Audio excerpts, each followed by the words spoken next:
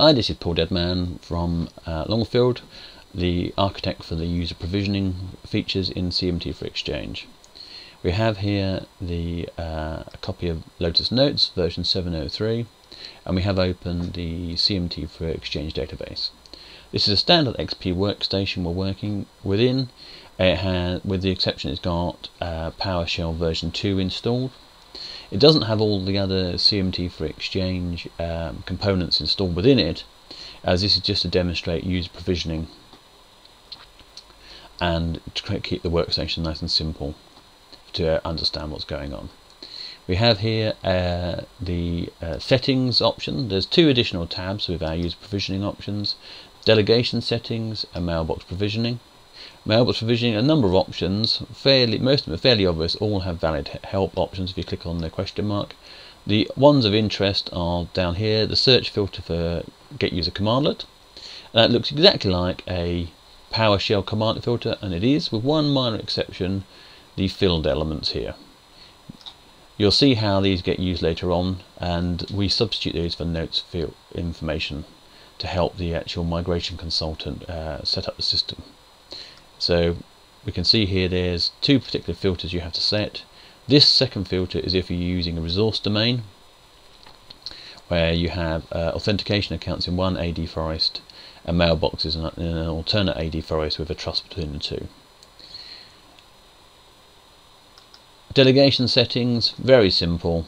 There's just this list here of components you need to exclude from the search list when it goes to analyze the delegation settings for users. Now if we just close that and we go into some more meaty bits, if we open the preparation tab here and look under 3.5 and 3.6, here are the bits of interest for mailbox provisioning. These bits are used before data is migrated into Exchange from Lotus Notes. And we have here the get user section. There are three stages to user provisioning in our process. There is get user, there's an allocate mailbox phase, and there's enable mailbox. They're broken into three stages to allow AD objects, and they're designed to be configured and set up correctly before you proceed with the bulk migration of users. So we look at this user here. We've got our test user 29 here, and we open them. We can have a look in there's two tabs here: delegation information and user provisioning information. At the moment, these fields have been filled in based on the setup information we were looking at earlier on, and most importantly is these fields here well map onto are used to locate users. So if we have a look at our filter here, it's looking for last name in Active Directory is equal to the notes last name field. You could actually put a constant there in single quotes, and the first name in Active Directory is equal to the notes first name, and last name and first name are represented here. And in fact, you can use any notes fields in these filters, and the migration consultant can determine what's the best process to extract the information they want. There may be a SAM account name which has been collected in a previous audit process, or any other fields you like. So we now can close that. There's a series of buttons at the top, and the get user button is the one that drives the real business.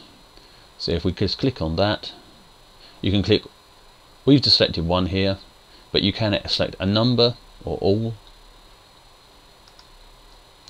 and we click on OK for it to go and process one user. What it's going to do now is going to look up in Active Directory, and it's worked fine. If we now look at the user here, it's moved on to the next step of the process, and we can see that it's allocated a distinguished name, and the DN counts 1. Now if there was multiple users found, it will have a count here of 2, 3 or 4, The DN would not be filled in, but within the ambiguous field you'll get the list that is found. So a migration consultant can determine why exactly there's been a multiple match. Now obviously with first name and last name in a large enterprise you would get that, but that's why you would have typically change this in a large corporate to be something more suitable. The other fields at the bottom here, target OU and LDAP base DN, they're used if you're using a resource domain and you want the application to construct the base objects. The application will actually create base objects in resource domains if necessary. It will also check that objects are in the disabled state if they are in a resource domain.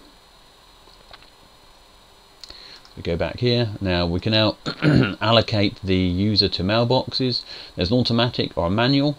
So this will go off, query Exchange, pull back list of databases in dynamically, and then it'll allocate the user to the least used Exchange database.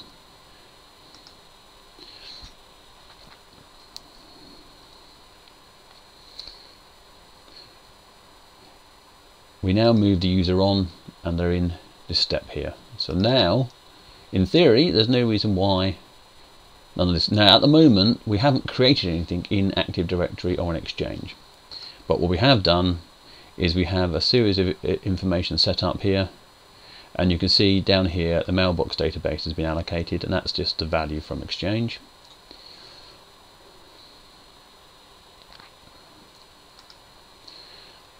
Now if we look out here, we've got PowerShell open, and I've got some scripts I've written earlier on just to give you an idea of the base objects. And we've got a simple script here which prints out the contact information for the user that we're going to consume and convert into a mailbox.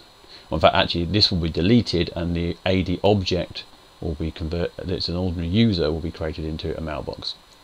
So if we run this script here, we can see some interesting points.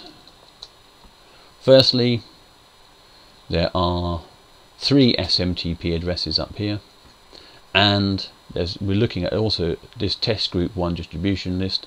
The mail contact is part of that distribution group. So obviously when you move a mail contact, which typically would be created by Transporter or CMT for coexistence version 3, you would then want all this information to be moved into the Exchange mailbox. We've got so if we now move back to here, we can, all we want to do is click on enable mailbox here.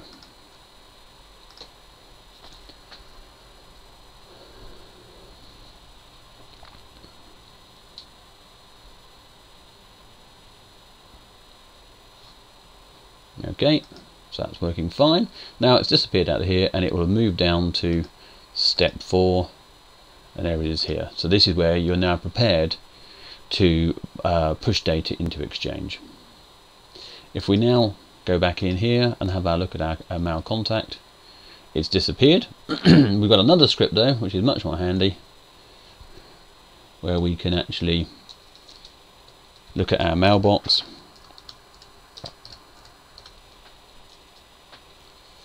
And what we can see is the mailbox now has been constructed, the SMTP addresses have been moved across, and the distribution list information has been moved across as well. So we now have a mail contact that's been removed.